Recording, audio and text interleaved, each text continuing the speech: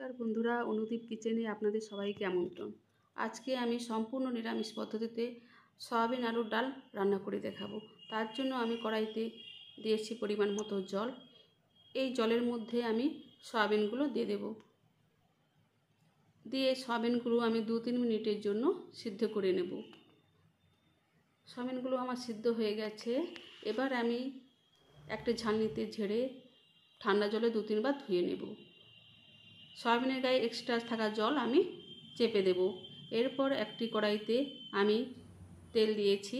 এর মধ্যে নুন ও হলুদ দিয়ে আমি সয়াবিনগুলো ভালো করে ভেজে নেব। হালকা লাল লাল করে ভাজতে হবে।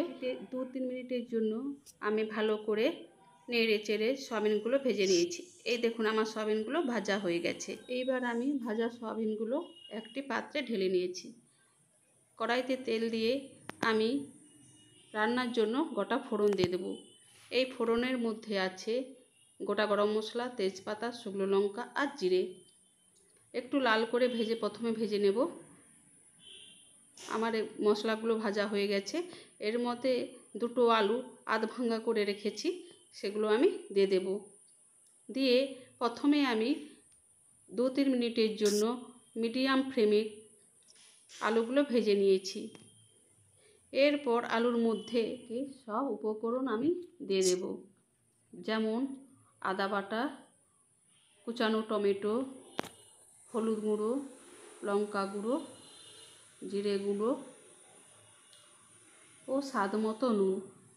সব উপকরণ দিয়ে আমি কিছুক্ষণের জন্য ভালো করে ভেজে নেব। মশলা আমার খুব লাল করে ভাজা হয়ে গেছে।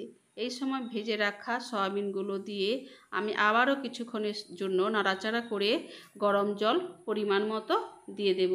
হাই ফ্লেমে রেখে 2-3 মিনিটের জন্য ফুটিয়ে নিলে সয়াবিন আলুর ডাল তৈরি হয়ে যাবে। এরপর আমি গরম মশলা দিয়ে একটু নাড়াচাড়া করে গ্যাস বন্ধ করে দিলেই আমার সয়াবিন আলুর ডাল রান্না রেডি।